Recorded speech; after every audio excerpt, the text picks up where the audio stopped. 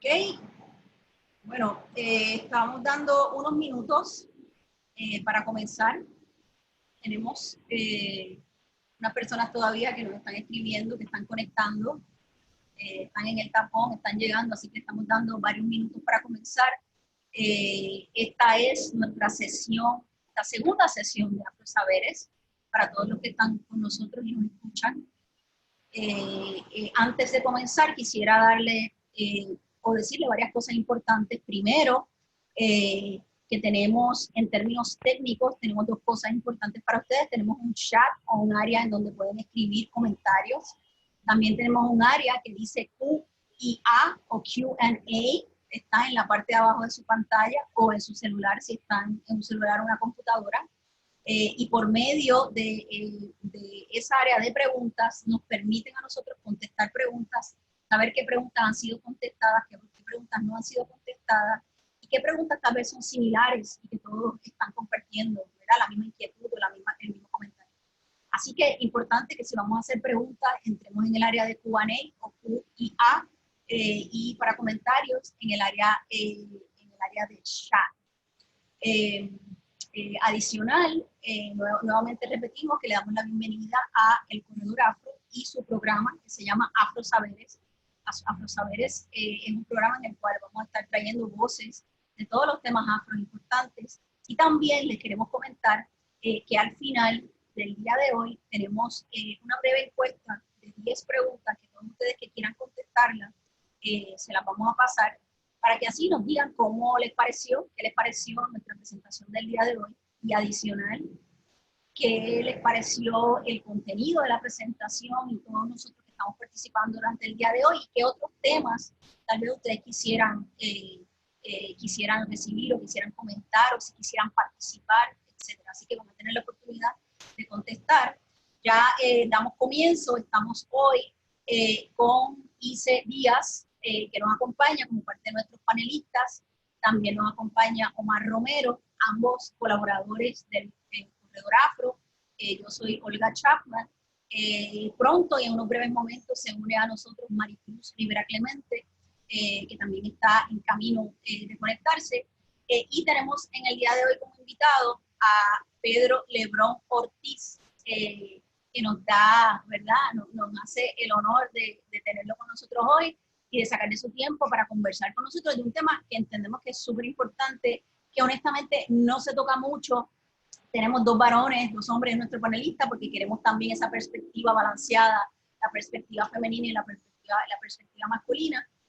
Así que yo los voy a dejar de inicio con Omar Romero y con Pedro Lebrón e Ice Díaz para que comiencen esta conversación. Omar. Saludos a todos nuestros visitantes de la tarde de hoy. Es un placer para nosotros en Corredor Afro estar con ustedes. Me encanta la oportunidad de hablar con este caballero tan interesante. Pedro, tú eres ingeniero mecánico. De momento veo que estás haciendo un doctorado en estudios críticos en México. Explícame de esa transición, de alguna manera, de esa primera búsqueda intelectual donde llegas a la ingeniería y luego que estás en un mundo que se pudiera ver como totalmente distinto a tu profesión como tal. Sí, realmente pues yo de chamaquito siempre me gustó la ingeniería, ¿verdad? Y quise estudiar eso desde chamaquito. Pero entonces mi acercamiento a la filosofía fue a través de la literatura y eso, que si Albert Camus, Dostoyevsky y toda esta otra gente. Y entonces, pues yo leyendo a esa gente, como que me empezaba a buscar información así por Wikipedia y veía estos conceptos y estos términos como existencialismo y decía, diablo, ¿pero qué es esto? Entonces me metía por ahí por el rabbit hole, por así decirlo, en Wikipedia.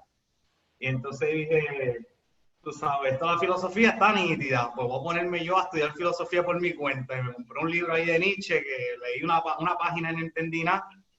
Y ahí fue que dije, no, tengo que como que estudiarlo formalmente y no sé qué.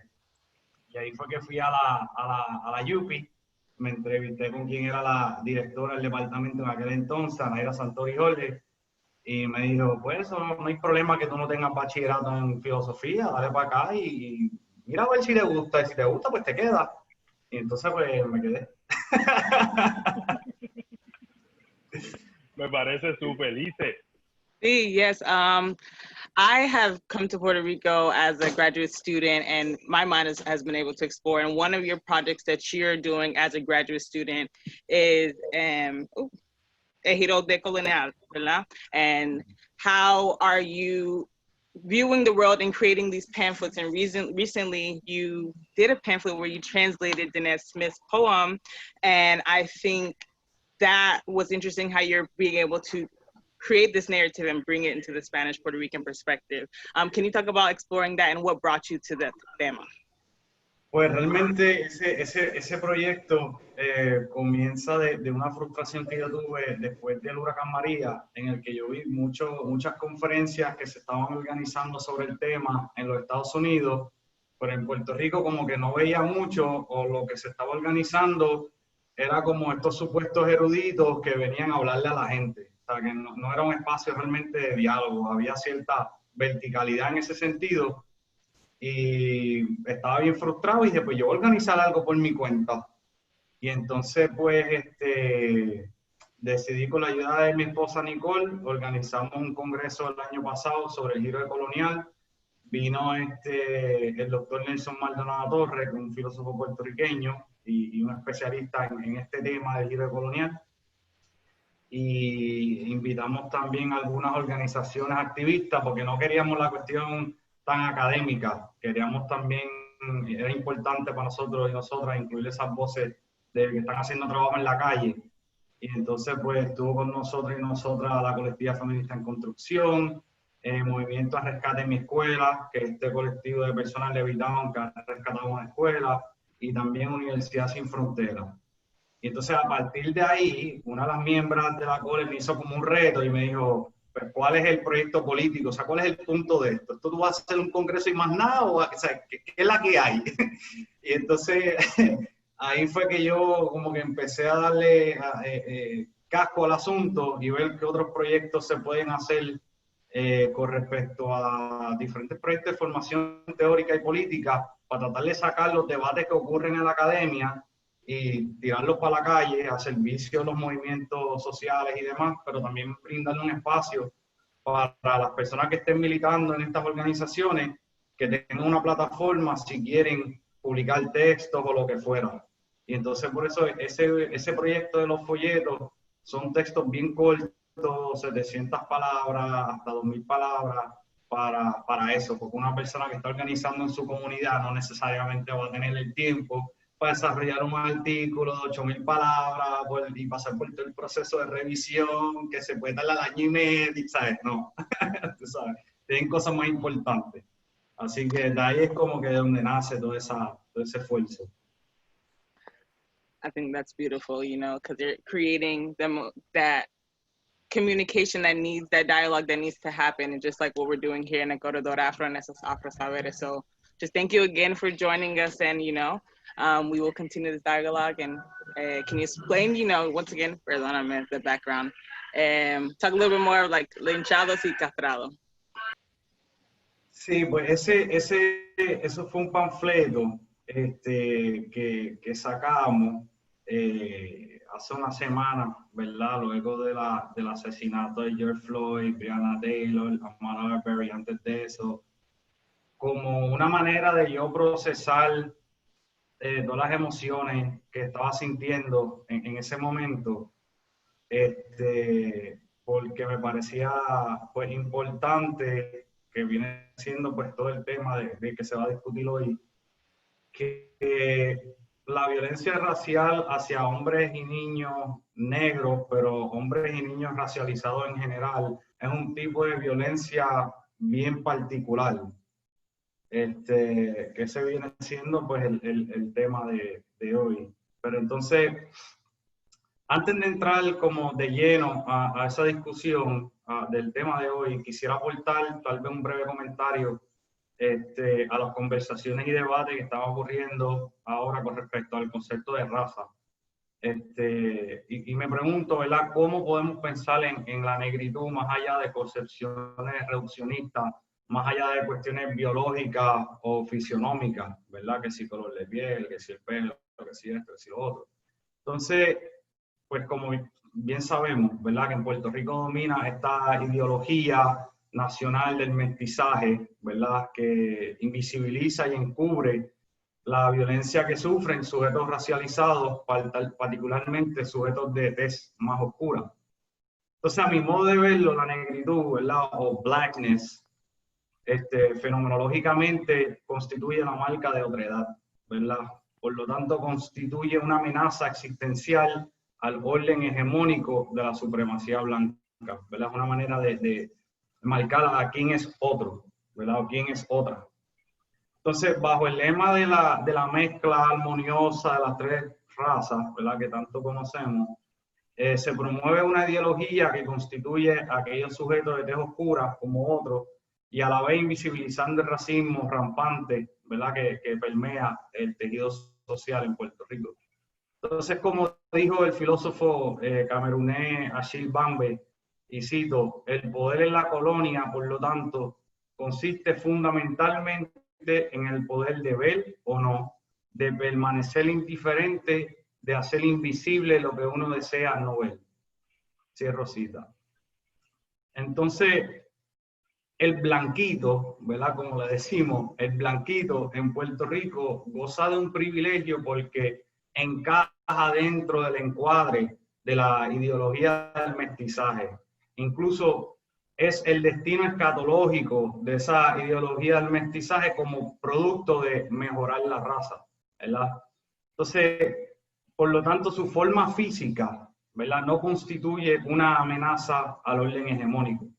No es hasta que se traslada a los Estados Unidos que siente el peso de su melanina, como dijo el revolucionario Frantz Fanon. En el caso del blanquito, pues siente el peso de su otredad como sujeto caribeño al presentar su identificación, ¿verdad? Y que tenga un apellido Rodríguez o algo así, o al hablar español, ¿no? Ahí es que se marca su otredad.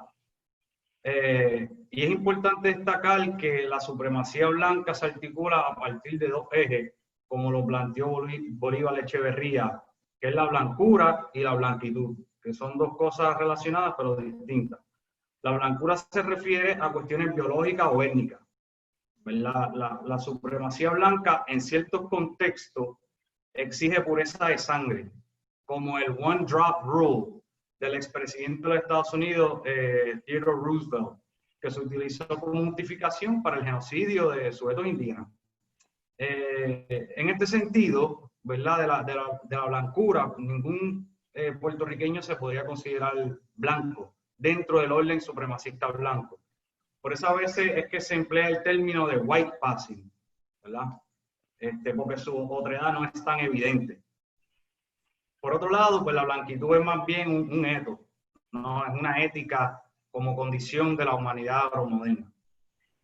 Entonces, aunque todo sujeto racializado sufre la violencia racista, como ya, ¿verdad?, comenté al comienzo, los hombres y los niños racializados sufren un tipo de violencia racista en particular.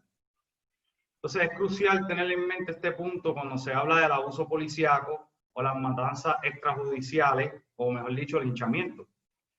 De igual forma, es crucial tener esto en mente cuando se habla del llamado Prison Industrial Complex.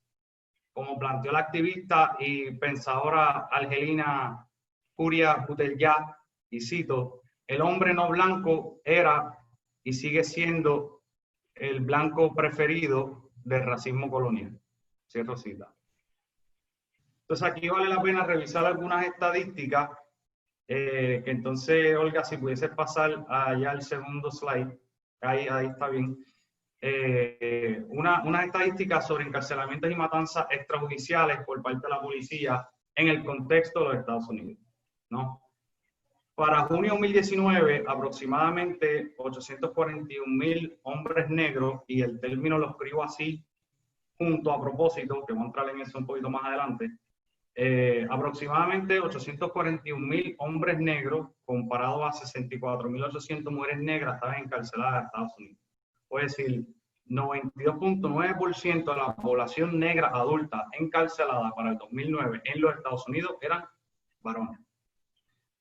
Según el Departamento de Justicia de Estados Unidos, un informe publicado en diciembre del 2014, los hombres negros tenían tasas más altas de encarcelamiento que los reclusos de otras razas o de origen hispano en todos los grupos de edad.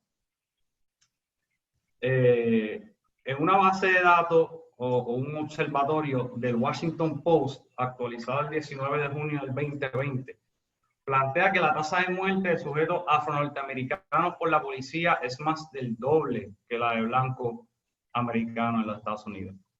Entonces, Olga, si pasaras a la próxima página, al próximo slide, vemos que, sin embargo, 1.298 hombres negros han muerto a mano de la policía desde enero de 2015, comparado a 47 mujeres negras a causa de disparos con arma de reglamento. Este informe no toma en cuenta linchamientos a través de otros métodos, como por ejemplo la muerte de Eric Garner o George Floyd, ¿verdad? Que fueron ahorcados, asfixiados o como se le quiera llamar. Tampoco contempla muertes como las de Ahmaud Arbery, quien fue asesinado por unos vigilantes blancos. O sea, estos son policías que usan su arma de reglamento para entonces matar al sujeto. Así que sí contempla, por ejemplo, la muerte de Breonna Taylor. Entonces, mirando esos números, ¿sabes? El 96.5% de las muertes de sujetos negros a manos de la policía en Estados Unidos han sido hombres y niños. 96.5%. Si pasamos al próximo slide, vemos que por otro lado, esa misma base de datos informa que han muerto 904 sujetos hispanos a manos de la policía en los Estados Unidos. 878 hombres y 26 mujeres. Es decir, el 97% de las muertes de sujetos hispanos a manos de la policía en los Estados Unidos han sido hombres y niños, como Andrés Guardado, un joven salvadoreño de 18 años, quien fue baleado por la policía en Los Ángeles, en California, el 18 de junio del 2020. Entonces, quisiera como resaltar una nota sobre la vigilancia de niños negros, que podríamos pasar entonces al próximo slide. El periódico LA Times informó sobre unos estudios que han concluido que educadores de pre-Kindle, y cito, que fueron incitados a esperar problemas en un aula, entrenaron su mirada significativamente más tiempo en los estudiantes negros, especialmente los niños, que en los estudiantes blancos. Es decir, niños y hombres negros son sujetos a políticas de vigilancia y control de manera más agresiva que niñas y mujeres negras. Hasta ahora, además de esas diferencias en cuestión de las tasas de encarcelamientos y matanzas extrajudiciales de hombres y niños negros, se podría decir que se trata de una cuestión meramente de color de piel. Pero ¿cómo entonces explicar lo siguiente? Y ahí pasamos al próximo slide. En Filadelfia, en el 2014, Darren Manning, que es el que está ahí en la foto, un niño negro de 16 años, sufrió una ruptura en uno de sus testículos durante un chequeo o pat-down por una mujer policía, dejándolo infértil. La policía le apretó los testículos tan fuertemente que incluso Manning contó que escuchó cuando reventó. En Nueva York, en el 1997, Abner Luima, un inmigrante haitiano, fue sodomizado por un hombre policía con un palo de escoba partido en un cuartel de Brooklyn. Es importante también recordar que la práctica de castrar al hombre negro antes de lincharlo era común en la época de Jim Crow. Por ejemplo, el periódico Chicago Defender publicó un artículo titulado Boy Unsexes Negro Before Mob Lynches Him, el 13 de octubre de 1917, donde cuenta como un niño blanco de 10 años, a un chamaquito de 10 años, castró a un hombre negro con un cuchillo carnicero grande antes de que fuera linchado. O por ejemplo, según Josué Camaño Done, el 24 de julio de 1528 en Puerto Rico, amaneció muerto Francisco Gutiérrez, un sujeto ex esclavizado, luego de ser duramente reprendido y quien, y cito, solo deseaba vivir su sexualidad tal y como él la concebía. Sin embargo, tuvo que enfrentarse al orden moral, religioso e ideal impuesto por los españoles. Es decir, lo mataron por no suscribirse a las conceptualizaciones coloniales de la sexualidad. Lo mataron, según el archivo histórico, y así lo dice el archivo histórico, lo mataron por bellaco. Entonces, ya pasamos al próximo slide. ¿Cómo pensar en la intersección de raza y género cuando se trata de sujetos racializados, colonizados?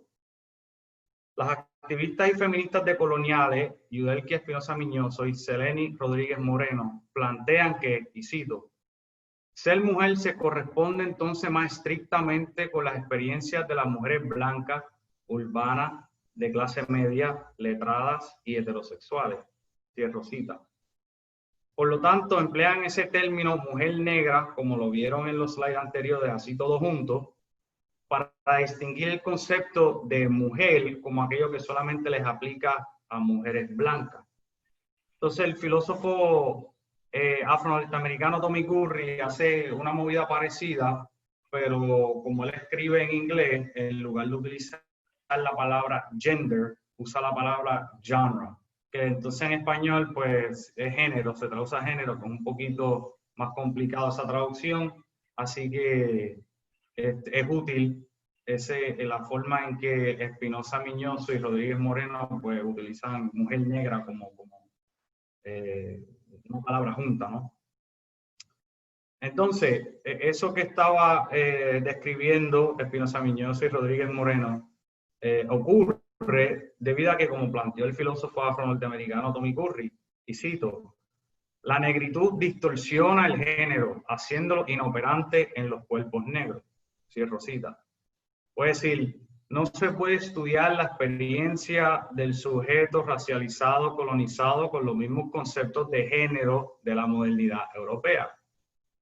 Y así entonces, siguiendo a Espinosa Miñoso y Rodríguez Moreno, que empleó el término hombre negro partiendo de la misma premisa. Ser hombre solamente les aplica a sujetos blancos, urbanos, de clase media, letrados y heterosexuales. Por ejemplo, existió toda una tradición de etnología y cientificismo de siglos anteriores que a través de una supuesta ciencia buscaron justificar que los hombres negros no eran hombres porque no exhibían características que debían tener los hombres, como por ejemplo el tener barbas completas. Una justificación de ellos de catalogar a los sujetos racializados como no hombres era porque tenían tal vez una chiva en lugar de una barba completa, y eso era justificación. O sea, eran unos argumentos totalmente cientificistas y racistas.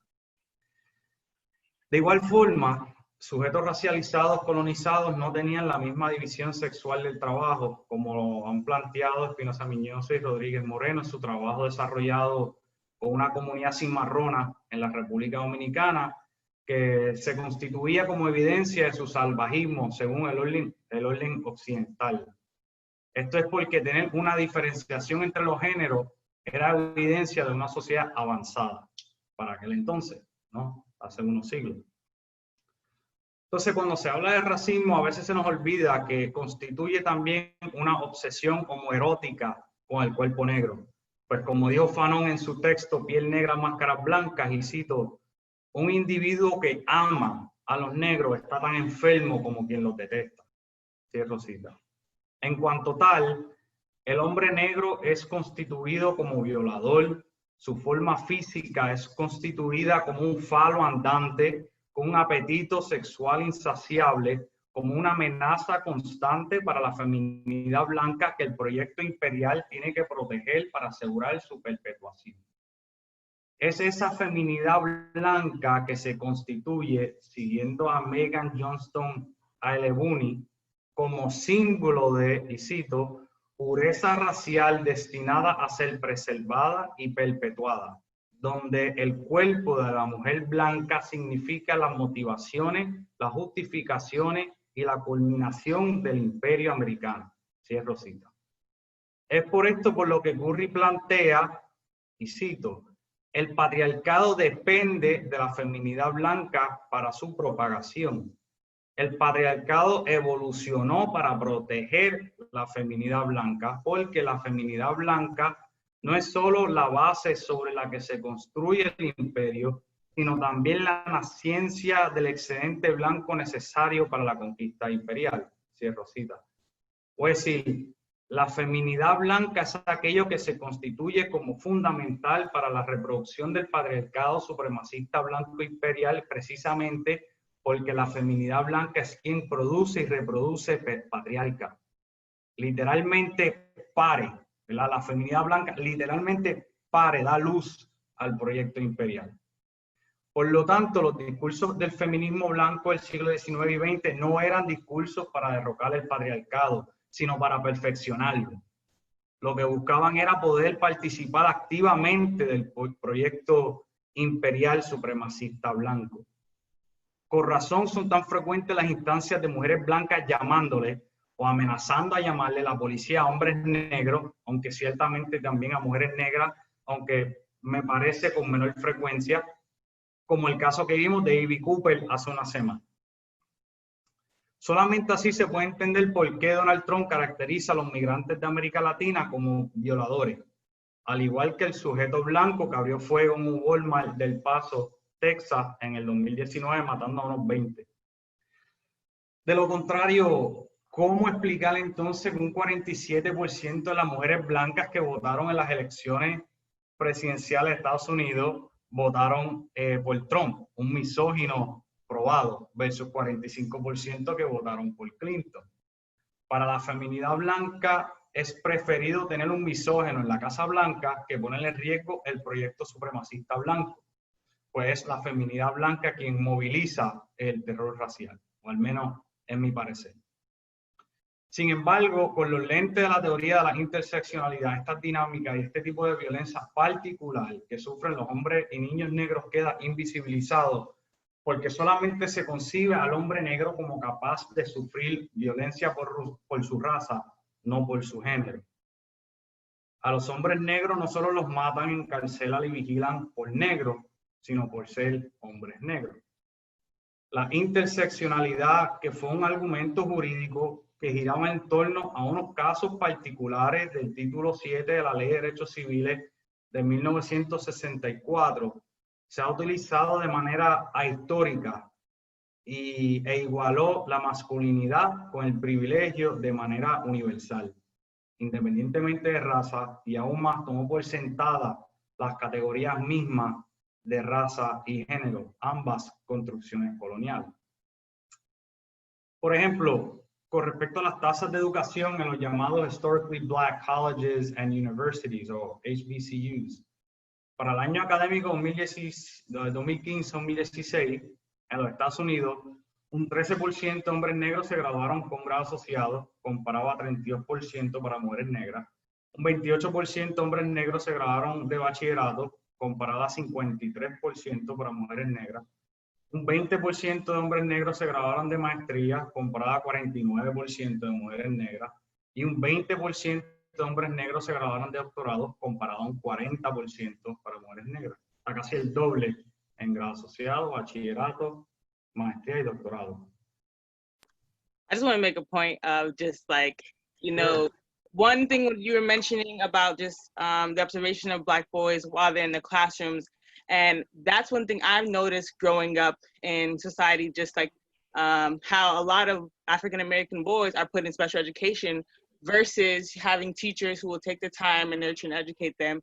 And sometimes Black women, we're not put in to special education, or we may not have the other opportunities, but we still continue to fight, and we still have those same burdens. So not only do as like any other situation, like when we go back to plantation, we go to many other fields, that women have to bear all these burdens as well as the man. And just because it doesn't happen as much, look at the numbers of the educational opportunities that both, how those numbers switch from the prison rate to the death rate into now education wise, and what happens in those opportunities. So in Puerto Rico, maybe we can figure out how many women are in school and how many African or Afro-Puerto Ricanas son en la UP versus Afro-Puerto Rican boys and men who are not at different universities.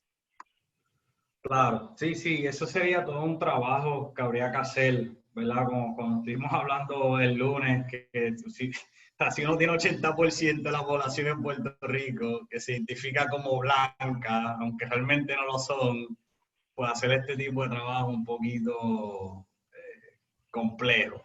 Así que, pero sí.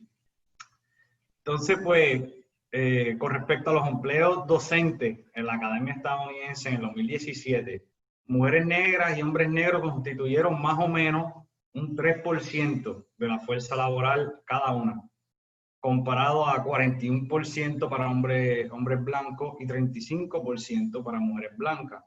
Lo que pone en relieve, ¿verdad?, la noción falsa de que en la Academia Estadounidense los hombres negros tienen privilegios para conseguir empleo debido a su masculinidad. Sin embargo, se podría plantear la hipótesis de que lo que pretendió hacer el feminismo blanco a mediados del siglo XX fue constituirse como víctimas del orden patriarcal occidental, cuando antes buscaban la perfección de ese orden a través de su inclusión a él, para beneficiarse de las políticas de affirmative action después del 1964 y conseguir parte de ese bizcocho. Pues sí, Disculpa que te interrumpa, Pedro. Sí. Disculpa que te interrumpa para hacer eco de lo que estás hablando. Es exactamente ese grupo que es el mayor beneficiario de esa propuesta de affirmative action. Muchas personas piensan que es la comunidad afroamericana. Es de conocimiento público que muchas personas negras de los Estados Unidos tienen que responder a que si la razón por la que están en la universidad es debido a una beca de deporte o a la affirmative action, y realmente es el grupo de las mujeres blancas quien mayor se ha beneficiado de ese privilegio. Cool. Sí, son los diversity hires y tienen que bregar con esa etiqueta, tú sabes, toda su carrera universitaria o profesional o demás. Así que sí, ¿sabes? Las mujeres blancas buscaron establecerse como una categoría minoritaria, aunque hombres y mujeres blancas constituyen el 63.7% de la población de hombres y mujeres en los Estados Unidos. O sea, que sería interesante trazar esa genealogía del feminismo blanco, ¿verdad? Y cómo hicieron como un flip-flop, ¿verdad? Por un lado, estaban promoviendo esta diferencia en las relaciones de género, porque según ella le traían un balance al proyecto imperial, ¿no? Si el hombre blanco era violento, pues la mujer blanca era más gentil y demás, y entonces se complementaban en el proceso de la conquista. Y sin embargo, luego de Civil Rights Movement, hicieron un flip-flop y dijeron, no, el patriarcado también a nosotros nos oprime. Y entonces, para beneficiarse de eso que estabas comentando sobre el affirmative action. Y pienso que das en el clavo, Pedro, con el concepto que tomas prestado de Yuderquis y de Selenis, en cuanto a que la mujer blanca como definición de mujer logra hacerse minoría porque no se suma al resto de las mujeres, porque las mujeres en el mundo son mayoría. La única manera en la que las mujeres blancas se conceptualizan como minoría es de alguna manera desasociándose de las mujeres negras, de las mujeres asiáticas, de las mujeres latinex y así por consiguiente. Claro, no, definitivamente, sí. Y bueno, de igual forma, se nos hace difícil concebir al hombre negro como víctima de violencia doméstica, aunque estadísticas del 2018 de Estados Unidos muestran que hombres negros y mujeres negras reportan incidentes de violencia doméstica con una frecuencia aproximada, 40% y 45% respectivamente, y para sujetos hispanos 30 y 34% para hombres y mujeres. Sin embargo, si solamente se concibe la violencia doméstica como producto de una supuesta masculinidad tóxica por parte de los hombres negros heterosexuales, ¿cómo explicar que según el Office of Victims of Crime, y cito, personas que se autoidentifican como lesbiana, gay o bisexual tienen mayor riesgo de violación, violencia física y acoso por una pareja íntima, y la victimización de hombres y mujeres bisexuales es la más prevalente. Cierro cita. Si la violencia doméstica se concibe como producto de una heteronormatividad tóxica que se despliega en abuso hacia una pareja íntima, ¿cómo explicar que el 67% de las victimizaciones reportadas a la policía fueron perpetradas por familiares?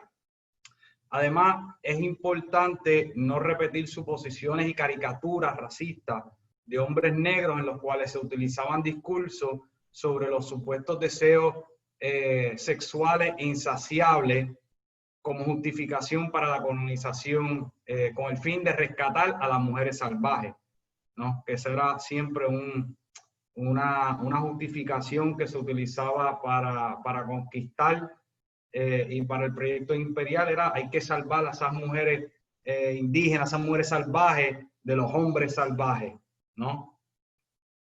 Por otro lado, Angela Davis ha planteado que, y cito, las mujeres esclavizadas también sufrían de modo distinto, puesto que eran víctimas del abuso sexual y de otras formas brutales de maltrato que solo podían infligírselas a ellas.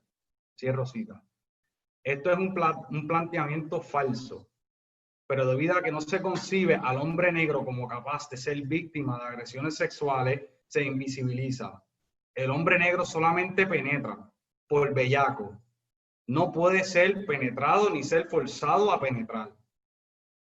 No es hasta reciente que se están produciendo textos que analizan las violencias sexuales que sufrían los hombres negros esclavizados, como el texto Rethinking Rufus, Sexual Violations of Enslaved Men, de Thomas A. Foster, publicado el año pasado, quien planteó que las condiciones de la esclavitud, y cito, dio lugar a una variedad de formas de agresión y explotación sexual que afectaron la vida de muchos hombres, sus familias y sus comunidades. Es decir, con los lentes de la interseccionalidad no se concibe al hombre o niño negro como capaz de ser violado, como lo fue un hombre negro con diversidad funcional por Anna Stubblefield, exdirectora del Departamento de Filosofía de la Universidad Rutgers, que fue sentenciada a 24 años de cárcel, pero que luego el veredicto fue anulado después de una apelación. Puede decir, una mujer blanca que violó a un hombre negro de 37 años y lo violó porque fue incapaz, él fue incapaz de dar consentimiento, cumplió 22 meses de prisión. Para el hombre o niño negro basta una acusación, aunque fuera falsa, para que sea encarcelado, como le fue el caso de George Stinney Jr., un niño negro de 14 años quien fue sentenciado a muerte y ejecutado por la silla eléctrica en el 1944 por supuestamente violar y matar a 2 niñas blancas. 70 años, muy tarde, en el 2014, fue exonerado porque era inocente. O el caso de Emmett Till, un niño negro de 14 años quien fue asesinado a tiro y tirado en un río por unos hombres blancos por haberle pitado a una mujer blanca, y que años después, en el 2008, esa mujer blanca admitió que su acusación fue falsa. O también tenemos el ejemplo de los Central Park Five, ¿no? Que fueron acusados de supuestamente violar a una mujer, le hicieron no sé cuántos años de prisión y después resulta que eran inocentes.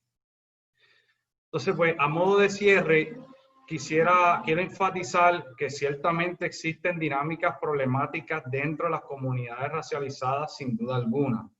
Queda claro que las estadísticas citadas pues, son de Estados Unidos, que tiene otras dinámicas, otras tendencias, tal vez distintas a las de Puerto Rico. No, realmente yo no sabría cómo decirlo. O sea, cómo decir si realmente es distinto o no. Habría que hacer esos estudios. Sin embargo, analizar los sistemas de opresión no es un juego de suma cero. Se puede conceder que los hombres negros sufren de violencias particulares por su raza y género, sin quitarle al hecho de que las mujeres negras también las sufren. Hay que cuestionar seriamente las categorías coloniales de raza y género para entender de qué manera las opresiones coloniales operan sobre los cuerpos. Hay que tomar en serio las experiencias de los hombres negros quienes tienen el debut sexual más temprano que cualquier otra raza y género. O sea, los niños negros tienen un debut sexual de 9 años de edad. Eso es lo más temprano. El promedio son como 10, 11 años.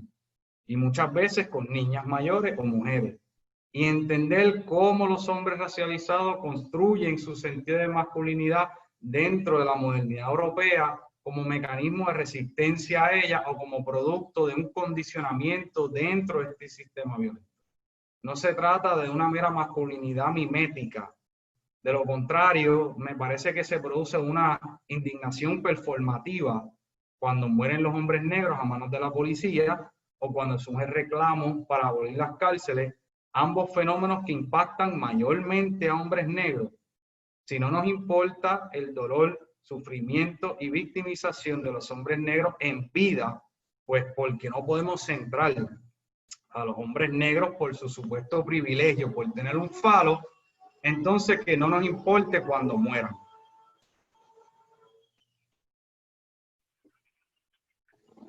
Eso sería todo lo que yo tenía pautado para discutir. Pedro, te agradecemos un millón tu ponencia. Le queremos dar la bienvenida formalmente a Maricruz, que se integró unos minutitos después que el resto del grupo. Maricruz, bienvenida. Gracias, gracias y bueno, felicitarlos a todos y pues a nuestro deponente y esta rica conversación, ¿verdad? Tengo pues de entrada como mucha curiosidad de saber muchas cosas. Eso que dijiste ahorita que ibas a mencionar, por ejemplo, de por qué hombres negros sin separación, por qué hombres negros, ¿verdad? Como una sola palabra compuesta. Ah, claro, sí, sí. Eso ahí estoy siguiendo a dos feministas y activistas decoloniales, Yudelki Espinosa Miñoso y Seleni Rodríguez Moreno. Hicieron este trabajo bien nítido con una comunidad cimarrona, la comunidad Los Mercedes en la República Dominicana. Y entonces, pues, ellas lo que plantean es que el ser mujer, o sea, esa categoría de género mujer, la aplica a mujeres blancas, letradas, heterosexuales, etc. Entonces ellas ponen mujeres negras todos juntos. Y entonces pues yo siguiéndole la corriente a ellas, pues entonces digo hombres negros, claro. Bien, entonces, bueno, te hablo desde Loíza, ¿verdad? Desde desde el pueblo que tiene, su mayoría de la población es negra, que aunque en el censo, pues la gente se identificó solamente aproximadamente el 64% como negro, pues cuando caminamos todas las calles sabemos que por lo menos un 90% de la gente aquí es evidentemente negra. Donde también fue asesinada, estamos mirando sí el linchamiento y castramiento, ¿verdad? La castración de hombres, porque es el tema que tú abordas y que trabajas y que aporta una rica discusión desde mi parecer, porque definitivamente el trabajo que hacemos acá en las comunidades y partiendo de que nuestras comunidades negras, nuestras comunidades que han sido racializadas, que vienen desde todo ese proceso de la conquista, de la colonización, del proceso de la esclavitud, han sido racializadas, han sido empobrecidas, se le ha quitado muchísimos recursos, se le ha dejado en la pobreza no solamente económica, sino de servicios, de unos sistemas disfuncionales para nosotros en nuestras comunidades, pues el abuso policíaco se ha dado históricamente, ¿verdad? Si miramos las estadísticas que casi no existen dentro de la policía y esa demarcación y dentro de las agencias gubernamentales, punto. No podemos aquí con certeza decir cuántos estudiantes negros estudian en la Universidad de Puerto Rico, ¿verdad? Y es la Universidad de Puerto Rico que trabajamos también programas de estadísticas y todo, no se tiene con claridad. Pues mirando eso, a partir de 1980, vamos a tomar un poquito más en esta época contemporánea, miramos que el asesinato de Adolfina Villanueva, mujer, y tú estás contando los asesinatos, los linchamientos, sea la mayoría de las estadísticas que presentas es por armas de fuego. Algunos casos, como todos son casos lamentables, ¿verdad? El caso más reciente, George Floyd, y otros que no han sido asesinados por armas de fuego. Pues sí, Adolfina fue asesinada, mujer negra, en la comunidad de Tocones. Su esposo fue herido, no fue muerto, pero fue herido con 5 impactos de bala. Y luego de esto, a lo mejor la gente borra cinta, algunos no se acordarán, y por eso siempre mencionamos el caso de Adolfina como un caso ícono importante que no se debe olvidar.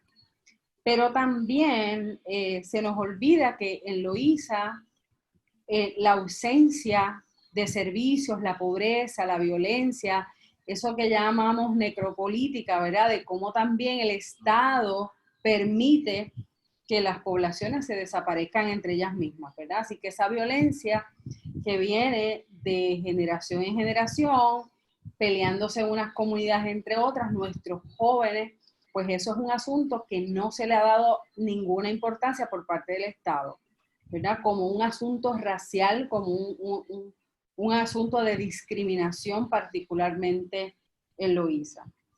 Y casos de hombres particular, ¿verdad?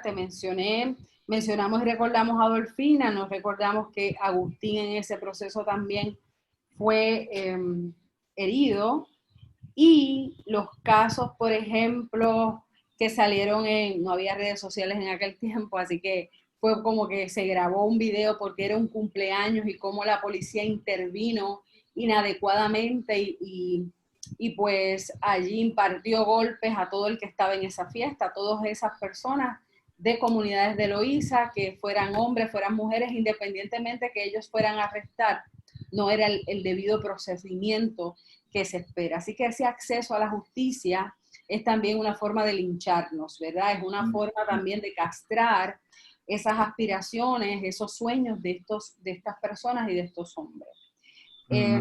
Y pues los casos de Villa Cañona, el caso de Villa Cañona fue aproximadamente 2006-2007, donde el informe, ¿verdad? La ACLU es la que rinde un informe, y luego de esto, por estos casos es que viene toda esta otra parte del Departamento de Justicia, ¿verdad? De los Estados Unidos a regular de alguna manera las intervenciones de la policía. Pero bueno, la ACLU en su informe concluye, una de las conclusiones es que la Policía de Puerto Rico asignaba agentes de la División de Operaciones Tácticas que usaban la fuerza excesiva para sustituir estructuras, estrategias a esas comunidades que fueran pobres y negras. Así que no eran las mismas estrategias que se utilizaban, las mismas formas de intervención policíaca que puedan utilizar en unas comunidades donde clase media o donde no hay personas evidentemente negras.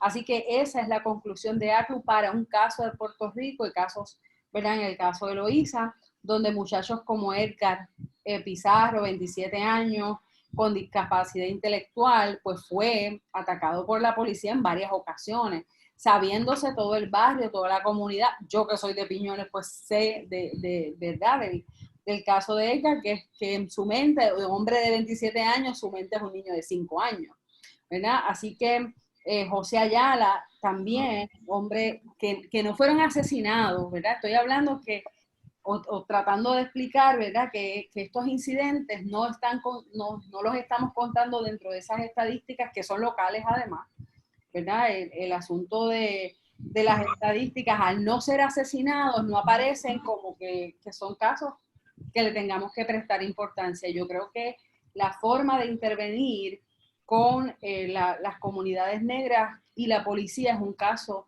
de violación de derechos humanos, y que a veces no aparecen porque no fueron asesinados, pero los dejaste en silla de ruedas, y algunos, hay personas que, por ejemplo, Carlos, que fue el caso de Piñones, que no fue hace 2 años o 3 años el caso de Carlito, que el nene estaba caminando, a lo mejor tenía alguna discusión con su papá, como la tiene cualquiera, y la policía intervino con él en la misma calle, en la carretera 187, y le dispara. O sea, estos jóvenes afortunadamente no murieron, pero quedan marcados de por vida, ¿verdad? Con una experiencia, y no solamente ellos, sino toda la comunidad en relación, o sus familiares en relación a estos actos de violencia.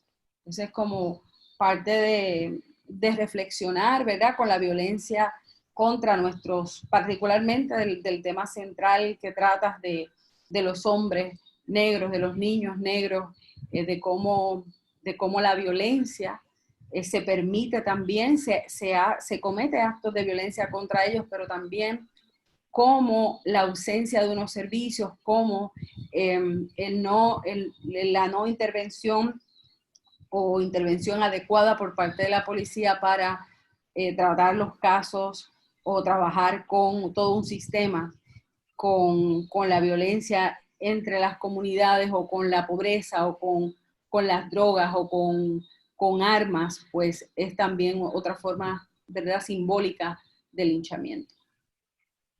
Es lo que...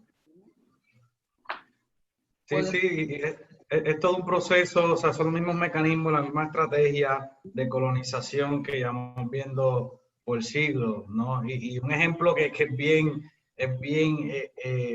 hace ese punto bien evidente, es el hecho de que, y vuelvo, el ejemplo que tengo los Estados Unidos, pero uno puede hacer una comparación parecida, ¿verdad? Y es que en Estados Unidos muchas de las policías se van a entrenar con el Israeli Defense Force, ¿no? Con las fuerzas militares de Israel. Y entonces emplean contra la población negra en Estados Unidos las mismas tácticas que Israel emplea contra los palestinos, que es evidente, o sea, eso es colonialismo, imperialismo, o sea, eso es claro ahí. Y entonces emplean esas mismas tácticas contra los sujetos afro-norteamericanos. Entonces, veo una resonancia con eso que plantea, en la manera en que las comunidades pobres, comunidades negras, envían a las fuerzas especiales, fuerzas de choque, como que lo más, ¿sabes?, lo más violento, lo más represivo es lo que envían a esas comunidades, porque son esas mismas estrategias para controlar a esa población. Al otro hay que controlarlo y mantenerlo en su lugar. Y entonces esos son los mecanismos que emplea entonces el Estado en Puerto Rico.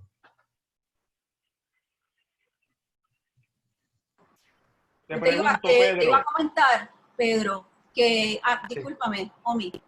Adelante. Te iba a comentar, bueno, hacerte una pregunta que yo creo que lo trajo Maricruz, y es cómo dentro de todo este tema de la interseccionalidad,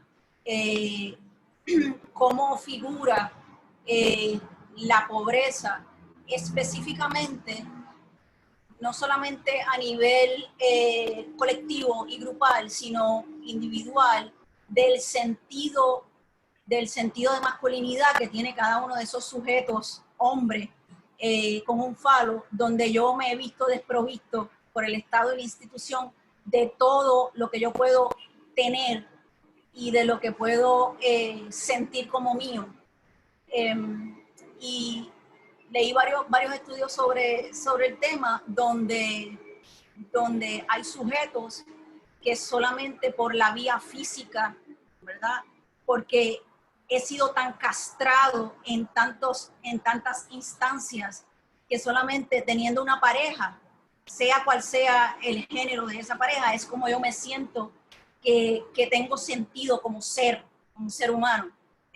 Porque la pobreza como modo de opresión y opresivo, particularmente en los segmentos donde ese patriarcado se espera de ese hombre que provea, y se espera, hay unas expectativas, particularmente en los espacios culturales hispanos, y yo no tengo esa capacidad de proveer. Tengo una capacidad física de proveer unas cosas a mi novia, novio o pareja, y eso me da un sentido de ser.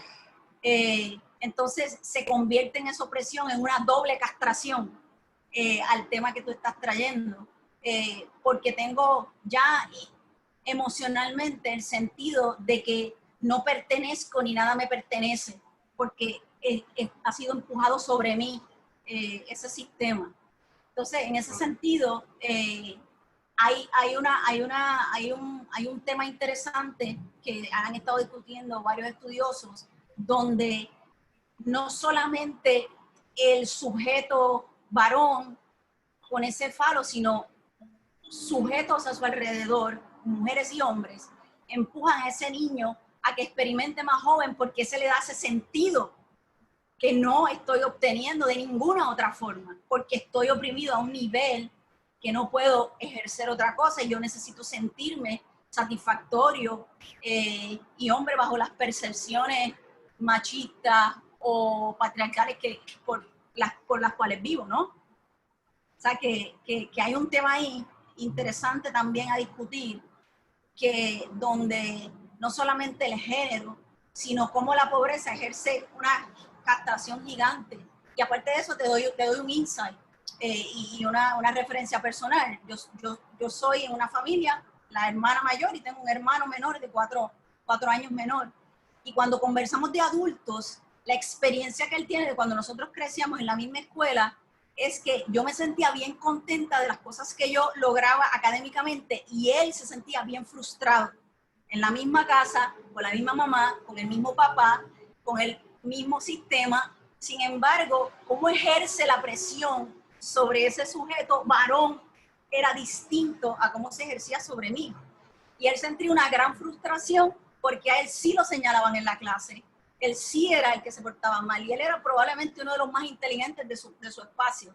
Así que para él esa representación y esa opresión, no solamente por su género, sino por la pobreza y el sistema opresor institucional blanco, lo tenía él sobre él, mucho más que sobre mí. Y aclaro, yo entiendo que la mujer negra sufre unas opresiones gigantes. Yo sé que tú no estás trayendo ese tema ni descartando ese punto.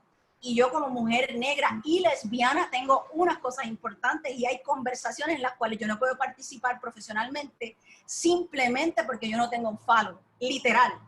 O sea que esto es otro tema y no lo descarto porque lo manejo en otros espacios. Pero del tema que estamos hablando hoy, definitivamente cómo la pobreza incide sobre esa percepción de mí mismo que tengo como hombre o como niño, y cómo esa es otra forma de castrarme y de marginarme. Claro, sí, ese punto me trae a que estuvimos hablando el lunes, este psicólogo Herbert Hendon. Entonces, ahí está por esa misma línea también, ahí está una hipótesis que yo quisiera explorar, y es que el hombre racializado, colonizado, debido a esa situación de opresión que vive, esas condiciones de pobreza y demás, manifiesta pulsiones suicidas y homicidas, ¿verdad? Igual que ocurre en las mujeres, como lo planteó el psicólogo Herbert Hendon hace no sé cuántos años, en su estudio sobre el suicidio en las comunidades afroamericanas, los Project, en el que entrevistó hombres y mujeres de diferentes edades y sexualidades. Y entonces las personas que entrevistó plantearon que no tenían futuro. Es decir, se manifiesta la pregunta ¿por qué seguir? ¿Verdad? Que el filósofo puertorriqueño Nelson Maldonado Torres plantea que se presenta como producto de la colonialidad del ser. No es ese no tengo futuro, no hay remedio, no, ¿sabes? Entonces diría que pues que eso es una castración simbólica también, de igual forma, ¿no? Y entonces, pues, y cómo eso informa la construcción de las masculinidades para esos sujetos, ¿verdad? Es algo que hay que prestarle atención, eso no se le presta atención, ¿verdad? Porque el hombre tiene privilegios, no se puede centrar en la experiencia del hombre, pues entonces eso lo dejamos al margen. Y por eso es que no vemos, no hay paneles de hablar de este tema, ¿no? De masculinidades. Mañana yo sé que me parece que mañana hay un conversatorio de Huelmo Romero con Heriberto Ramírez que van a hablar sobre otras masculinidades, ¿no? Que eso me parece súper interesante. Y Heriberto lleva trabajando el tema un montón de tiempo, pero no es mainstream, por así decirlo. O sea, no se ve por ahí, uno no ve conferencias del tema, paneles en congresos del tema, publicaciones así del tema, no se ve, ¿no? Y entonces esa temática hay que tomarla en serio, hay que entenderlo, ¿no?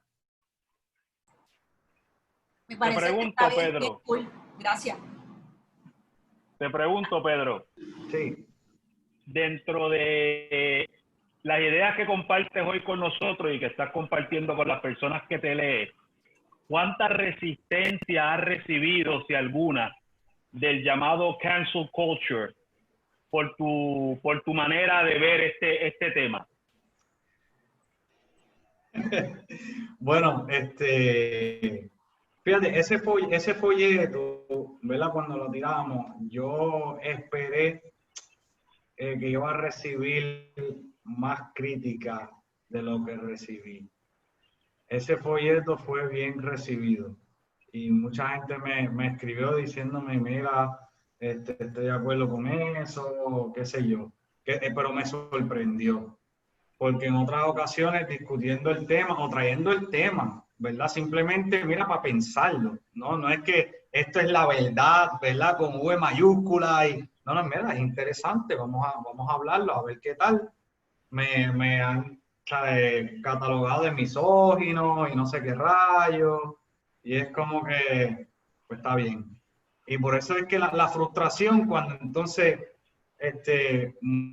matan al compañero George Floyd y todo el mundo sale, Black Lives Matter, que si George Floyd, pero ven acá, si hace unos meses te estaba diciendo para hablar sobre masculinidades negras y la opresión que sufren los hombres negros y me llamaste misógino, y ahora entonces puedes decir que el hombre negro solamente tiene valor como dead flesh, ¿no? As a corpse. Correcto.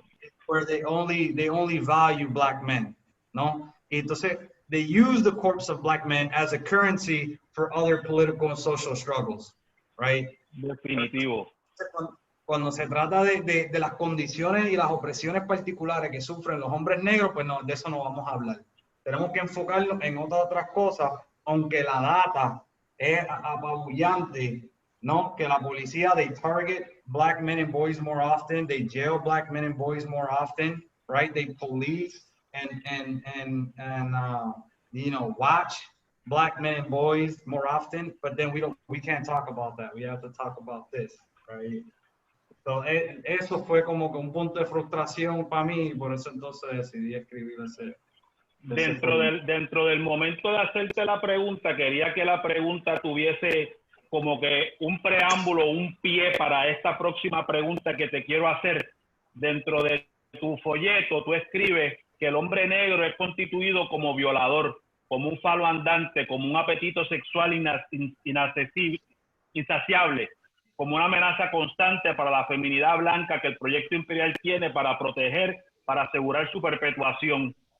Ante esa situación, tú como hombre negro, yo como hombre negro que me he visto en momentos debatiendo conmigo mismo, ¿cómo has trabajado tú situaciones, por ejemplo, como el caso de Néstor Duprey, que se le acusó en los medios sociales, quien era su compañera sentimental, lo acusó de maltrato y de momento en las redes sociales todo el mundo automáticamente se avalanchó para de alguna manera justiciar a Néstor Duprey, independientemente si son ciertas o son falsas las acusaciones, ¿cómo tú como hombre negro te sientes en esa disyuntiva de cómo entiendes la posición de la fémina, ¿no? De que usualmente la victimización que se hace en contra de la mujer pasa desapercibida. La gran mayoría de los casos no se atienden, las llamadas de violencia doméstica no se atienden y el estereotipo de hombre negro se ve reforzado una vez más sin la oportunidad del due process. ¿Cómo te sientes tú ante esa situación? Me interesa tu... Sí, eso es una buena pregunta.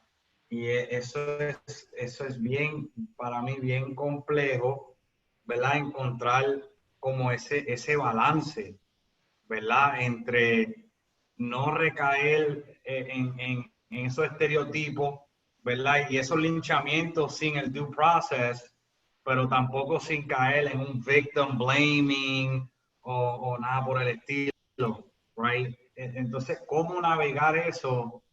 Honestamente, yo no tengo idea, de verdad que no sé, es bien difícil, es bien complejo. Creo que pues de las cosas más importantes, ¿verdad? Que se investiguen las situaciones, ¿no? Porque siempre hay una acusación y rápido sale la gente en las redes sociales o demás a linchar a esa persona, pero también incluso han habido casos, ¿verdad? En que se le acusa a una persona de acoso, demás, ¿no? Se hacen los procesos de investigación, ¿verdad? Ya lincharon a la persona, ya la reputación está destruida, hacen todo el proceso, resulta que las acusaciones eran falsas y todavía siguen hostigando a esa persona, ¿no? Y a sus familiares, y etcétera. Y entonces, ¿cómo uno, ¿verdad? Encuentra ese balance? De verdad que I don't know. I have no, honestly, quisiera poder contestarte algo mejor, pero de verdad que no sé. No te preocupes, de momento hay preguntas que no siempre tenemos la respuesta, pero el simple hecho de verte trabajar y en explicarme qué hacer me reconforta, porque no me siento solo. Sí. Sé que no soy la única persona que tiene una crisis en un momento de en dónde debo estar yo en este momento, porque definitivamente hay un momento histórico con esta cuestión del Me Too, Claro. en donde definitivamente debemos tener la conciencia de escuchar cuando se nos está diciendo algo, pero a la misma vez podemos caer en una posición de reforzar unos estereotipos ante una situación de la que no tenemos mayor información, porque quienes saben en ese momento la verdad, pues son las partes involucradas. Pero te agradezco el proceso y le doy la oportunidad a Isa, que creo que tiene el deseo de jump in and ask you a question. Gracias, Pedro. Seguro. We have one question I see in the comments. Do you want to answer that first, Pedro? Sí, yo creo que Pedro, si tú la ves y la puedes leer, si no, te la leemos desde acá. Ok, wow. No sé cuál es lo último que Mira, te bueno, sí, hay una pregunta que dice, Pedro, tengo una pregunta. Primero, ¿podrías volver sobre la cuestión performativa y de mímesis?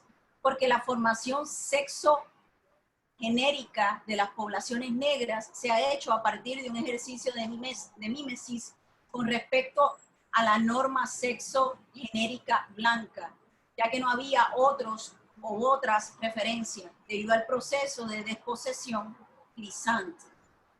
Siguiendo esa idea, se puede hablar, y esta es una pregunta, y ahí viene la pregunta, ¿se puede hablar de falo en relación con el varón negro?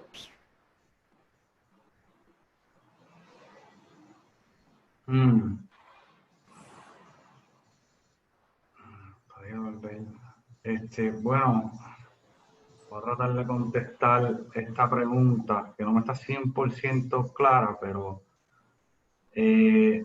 sobre la cuestión de esta mímesis, para mí, yo me opongo, pues, en lo personal, me opongo como a pensar en masculinidades de sujetos racializados, sujetos negros y demás, como meramente una aspiración a una masculinidad hegemónica al que uno no puede llegar, ¿no? Y entonces, pues, cualquier neurosis o demás que eso pueda causar. Yo por lo menos no me suscribo como que a esa idea, ¿no? Que los sujetos, que los hombres negros simplemente aspiran a ser como el hombre blanco. No, eso pues no me suscribo. Entonces, siguiendo esa idea, se puede hablar de falo en relación con el varón negro. Pues yo pensaría pues que sí, porque es precisamente esa noción del falo, la manera en que dentro del orden euromoderno, la manera en que se constituye el sujeto negro. Por eso esa obsesión con el miembro, ¿verdad? Del hombre racializado, del hombre negro. O sea, hay una obsesión ahí con eso, que todo el mundo que está escuchando sabe, ¿verdad? Los estereotipos con respecto al falo del hombre negro. O sea, que se constituye como tal, es lo que llega a definir al hombre negro, es su falo, ¿no? Entonces yo creo que dentro del mundo euromoderno eso es el factor que determina al sujeto varón negro, es el falo. Entonces no sé si contesté la pregunta, pero por lo menos eso es lo que me viene a la mente cuando la leo.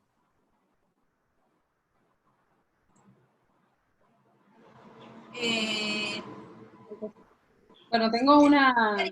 Si estás de acuerdo o si quieres hacer otra pregunta sobre este tema, la puedes hacer por el chat o la puedes hacer en vivo, si la quieres hacer por voz, como tú quieras. Volvemos acá a Maricruz. Sí, tengo una pregunta Pedro, eso que estás mismo, de las respuestas que estás dando, ¿por qué entonces no te suscribes a esa aspiración que también hablaba de alguna forma Fanon, ¿verdad? De cómo el hombre negro aspira a ser o a sustituir al hombre blanco. Digo, mirándolo yo desde ese punto, pero me da mucho interés en saber por qué no te suscribes a esa idea. Bueno, porque me parece que precisamente por esta idea de que los varones racializados, igual que las mujeres racializadas, pues no son concebidos como tal dentro de la modernidad europea.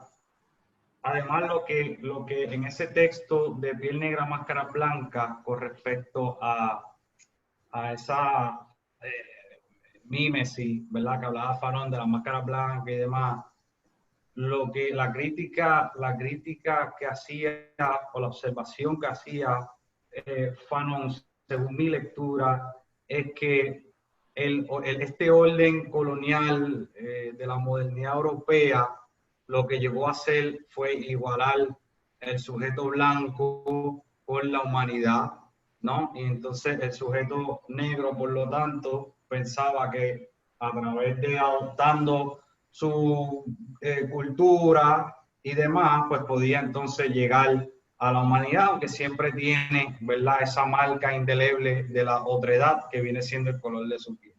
Pero me parece que simplemente diciendo así, el sujeto racializado, el hombre racializado quiere ser como el hombre blanco, como así de manera universal, me parece problemático, porque es como la crítica que hizo Rafael Ramírez en su texto sobre la masculinidad en Puerto Rico, precisamente la crítica que hace sobre este concepto del machismo, donde se llega a igualar la cuestión masculina con el machismo.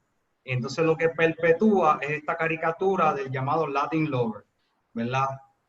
Entonces me parece que hay que seguir explorando cómo los sujetos racializados se entienden en relación a la masculinidad o el mundo moderno, cómo conciben su masculinidad, cómo se constituyen y se conciben a sí mismos, ¿no? En lugar de simplemente, ¿verdad? Así, simplemente aspiran a esto. Y esas son las conversaciones que hay que tener que no tenemos. Excepto mañana, que va a haber una conversación. Entonces, me estoy colando de otra gente tal vez, pero no estás discutiéndolo en este tema, pero es que me quedo con la curiosidad, posiblemente para otra conversación. Y es que no tengo se me escapa el título del libro que estás revisando, pero de que tiene que ver con cimarronaje. Y como yo vengo de una comunidad que digo cimarrona, pues claro, no sé, puede dar una línea de qué podemos esperar de... Es que me quedé con la curiosidad y sé que tu tema era hoy pero perdonen tanto tomar claro. Bueno, ajá. El tema inicial para ¿verdad? mi intervención en Afrosaberes iba a ser ese tema, pero entonces de pronto pasa todo lo que pasó y no, de verdad no tenía la motivación. Pero entonces en ese trabajo, yo realmente lo que estoy tratando de pensar en esta cuestión del cimarronaje es que si uno entiende la esclavitud y el cimarronaje como dos procesos inextricables, ¿no? En el contexto de las Américas, eran dos procesos que estaban siempre relacionados desde el comienzo. Entonces nosotros pensamos, como le llamó Saidiya Hartman, los afterlives of slavery, pues yo quisiera explorar cómo uno puede concebir el afterlife of marriage, ¿no? Y entonces cómo entender el cimarronaje fenomenológicamente a través del desarrollo de algunos conceptos, ¿no? Y como que simplemente ponerle etiqueta, ¿no? Entonces, por ejemplo, hay un trabajo de Neil Roberts, que es un intelectual de origen jamaiquino, que tiene este texto que se llama Freedom as Marriage. Y él plantea este concepto que él le llama cimarronaje sociogénico, que viene siendo como una fuga de las fuerzas opresivas del mundo euromoderno a través de una reconfiguración institucional. Es decir, se podría decir que es una fuga de fuerzas opresivas a través de una praxis política decolonial. O sea, a través de una confrontación con ese mundo euromoderno. Pero para mí, esos procesos del cimarronaje son más complejos, ¿no? Porque muchos cimarrones y cimarronas se iban de la plantación sin una confrontación directa. Simplemente se iban y montaban comunidades ordenadas por otras lógicas, ¿no? Lógicas distintas, lógicas ordenadas por otros mundos, más allá del oro moderno.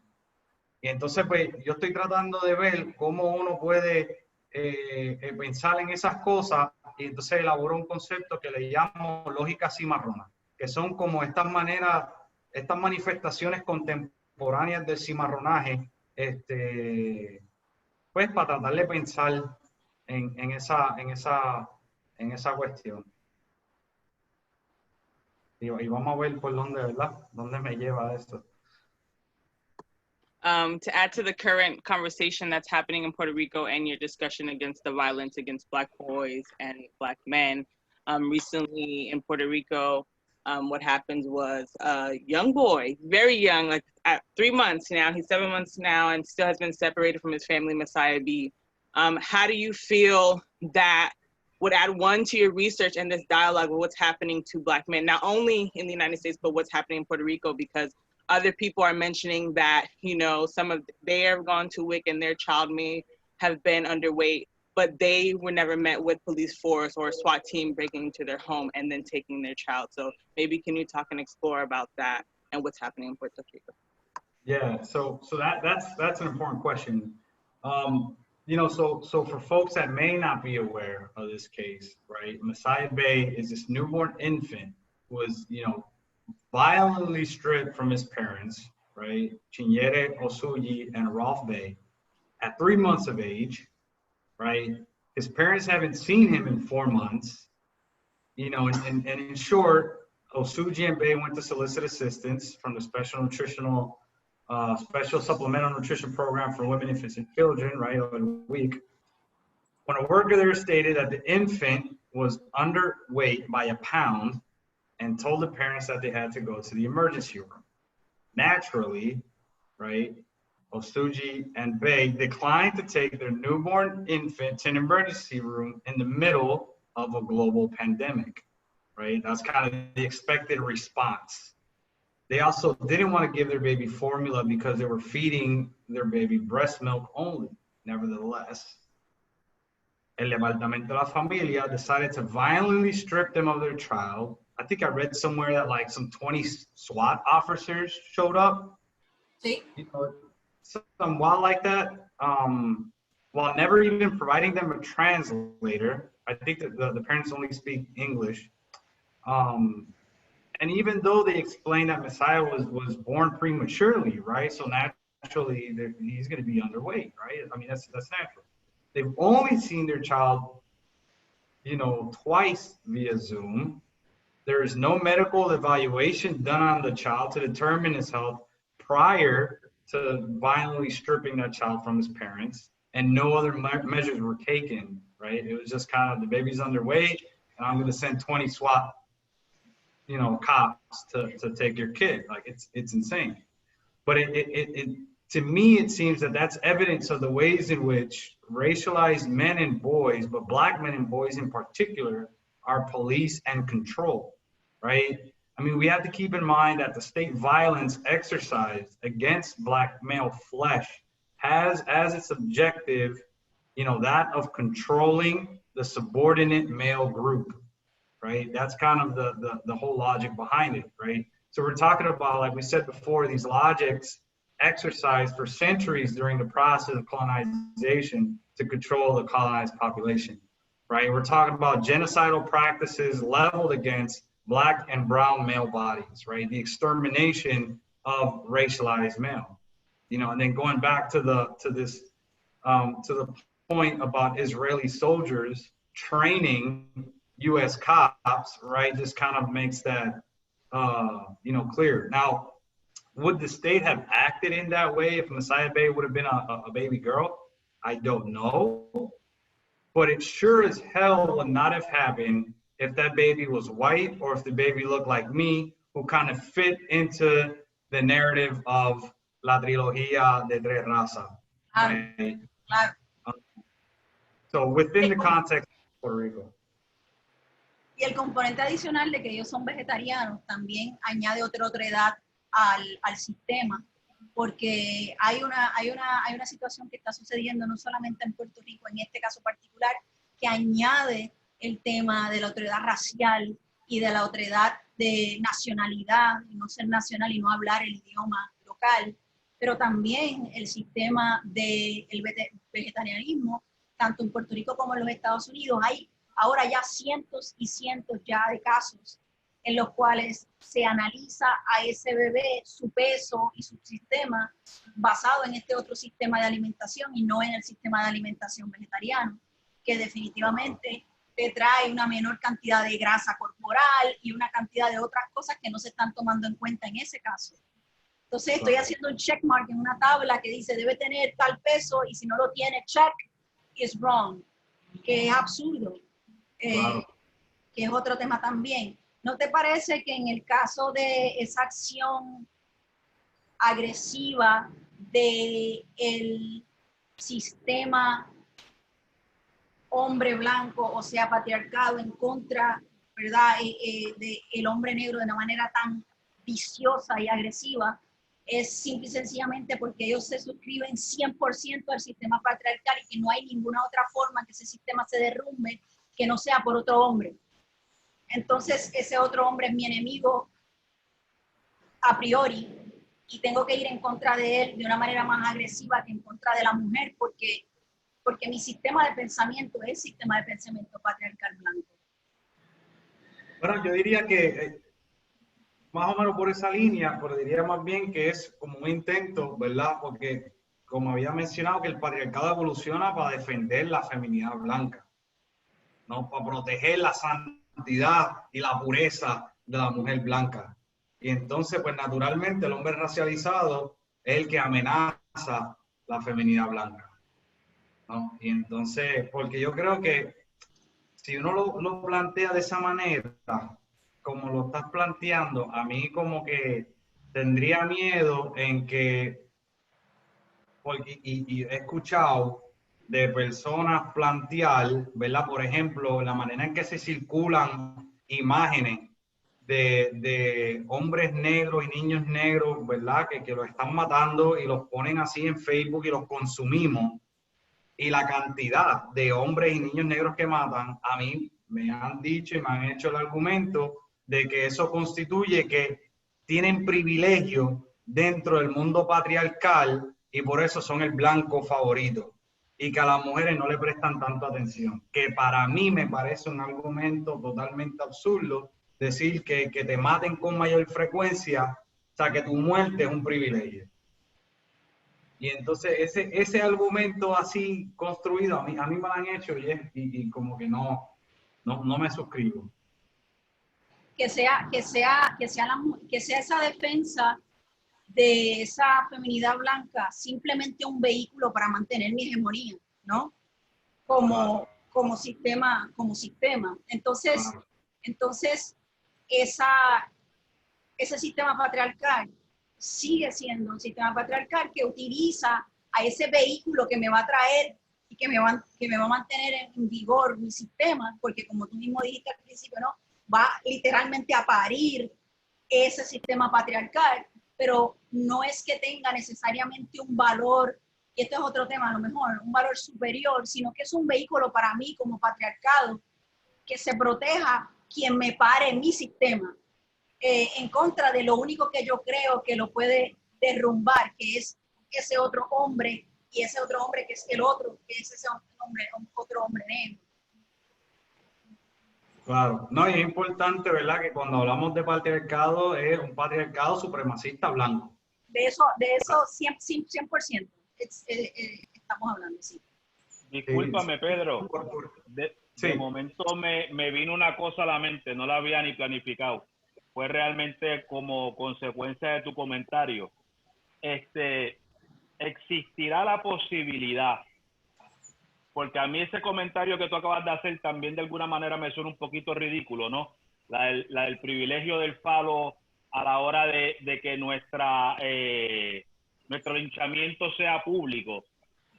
Pero a la misma vez me parece que dentro de que cabe la posibilidad de que aunque definitivamente tú mostraste la disparidad de casos donde los hombres son asesinados con el arma de reglamento versus las mujeres que son asesinadas bajo el arma de reglamento, haya una necesidad del sistema de enseñarle a su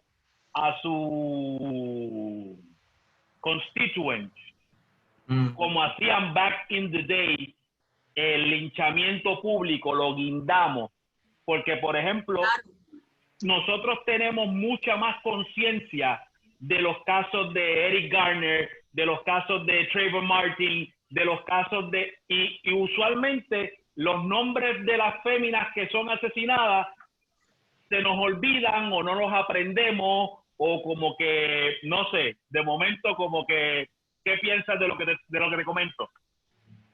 Eso es una buena pregunta. Y yo estuve en una reunión hace poco en que estaba esta mujer negra preguntándose por qué la muerte de Breonna Taylor no desató el mismo nivel, ¿verdad?, de protesta o movimiento, etcétera, como la muerte de George Floyd.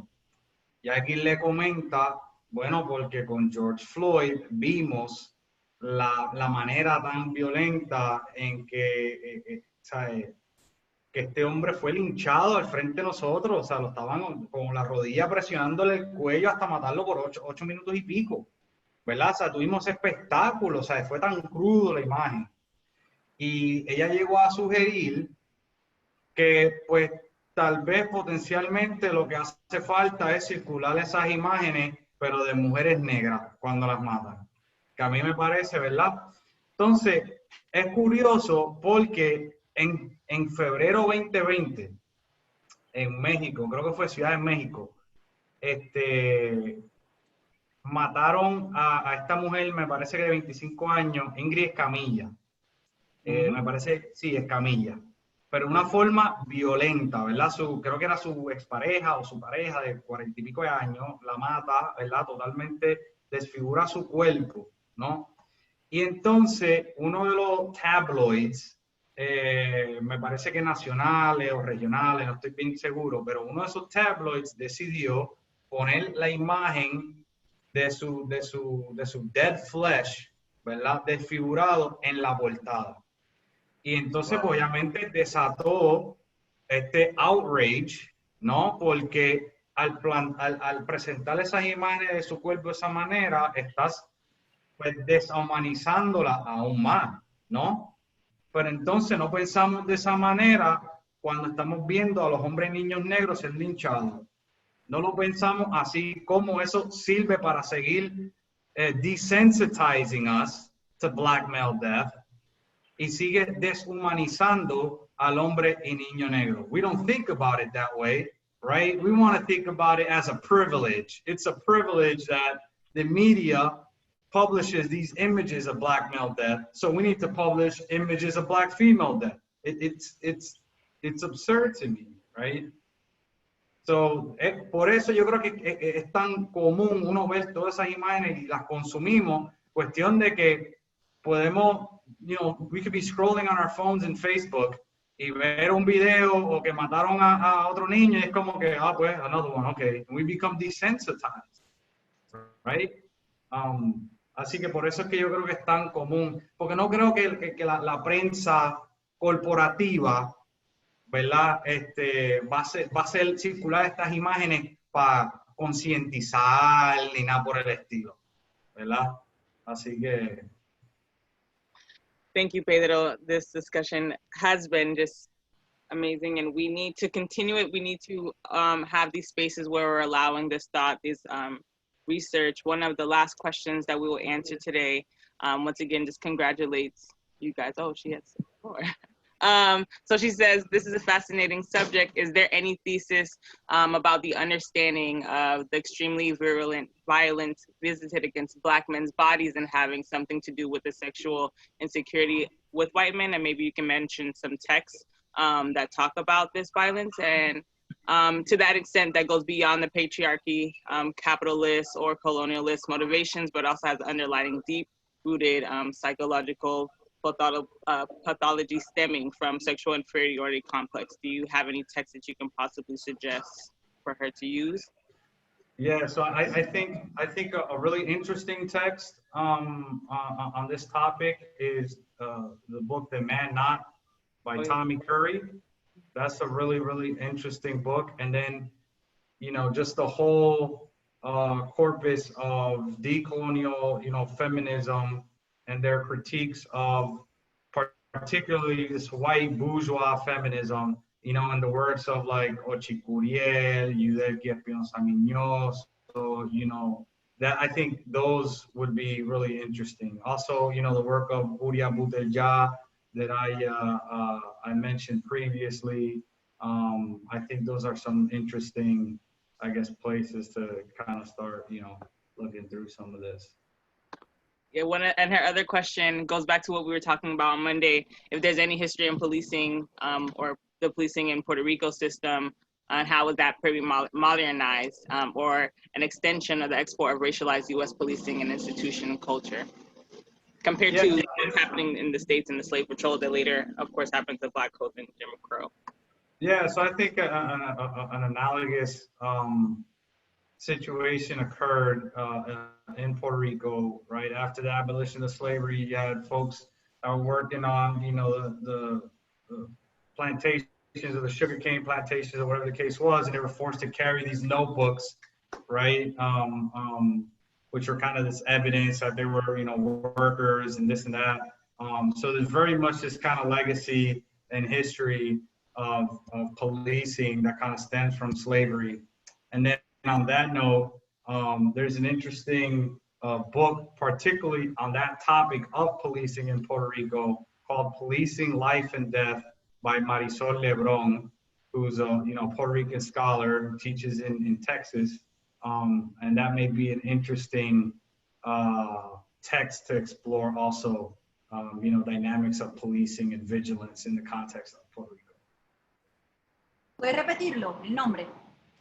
Policing Life and Death. It's published by, I forgot the press, but it's Policing Life and Death. Thank you so much, Pedro. Thank you all for joining this discussion. Once again, it's bi-weekly, so we'll have another one in 2 weeks. And hopefully we wish you success in your studies, in your work, in your projects. And thank you once again for joining us. Thank you. Gracias, Pedro. Gracias a todos los panelistas. Gracias, de verdad. Ha sido una conversación súper enriquecedora, interesante y más que todo, una conversación que no se está teniendo con la frecuencia que se debería tener, en nuestra opinión. Así que traemos algo interesante que tal vez debemos explorar darle otra mirada, ¿verdad? Porque vemos que es un tema súper amplio y que hay muchas miradas a este tema de cómo se trabaja desde el patriarcado blanco y cómo se oprimen los cuerpos negros de los hombres y niños negros. Gracias también Maricruz Rivera Clemente por estar con nosotros y su aportación desde... Un honor, un placer, desde aquí, desde Loíza, desde la casa de la directora. De Loíza. Gracias, Jomi. Que está por ahí, de Malta. Gracias, Jomi. También quisiéramos decirles a todos que este es un proyecto que se gesta, el Corredor Afro es un proyecto que se gesta desde Loíza, donde está Maricruz en el día de hoy, donde vive Maricruz, donde gesta Maricruz también el proyecto de COPI desde hace tantos años, que es un proyecto que trabajamos con el apoyo de instituciones y con el apoyo individual de cada uno de ustedes. Así que si cada uno de ustedes tiene a bien colaborar con nosotros a manera de donaciones, donativos, tanto económicos como de sus saberes personales, pues son súper bienvenidos. Si pensamos en donativos, también pueden acceder a PayPal, donde nosotros tenemos una cuenta y esa cuenta puede acceder a paypal.me, paypal.me y ahí Creative Justice INI, Creative Justice INI, también lo voy a comentar acá en el área de chat para que tengan esa información. Es bien importante para nosotros la colaboración de nuestra comunidad, tanto la comunidad directamente en el municipio de Loíza, en Puerto Rico, y la comunidad alrededor del mundo, y la diáspora africana alrededor del mundo, para que estos proyectos puedan continuar. Así que esa es una información también que nos parece importante, el apoyo de ustedes, tanto con sus recursos personales, con investigaciones y demás. Estamos abiertos a recibir toda esa información y nuevamente queremos agradecer a Pedro por traernos este tema tan nítido que a todos nos llamó la atención y todo el mundo quería participar y quería hablar del tema, porque es un tema que de verdad nos motivó. Así que muchas gracias. Gracias a ustedes por la invitación. Hasta la próxima. La próxima desde Guaynabo, que Guaynabo también hay negro. En Toa Baja también. Bye. Santurce también. Hey, we here. Bye. Bye, take care.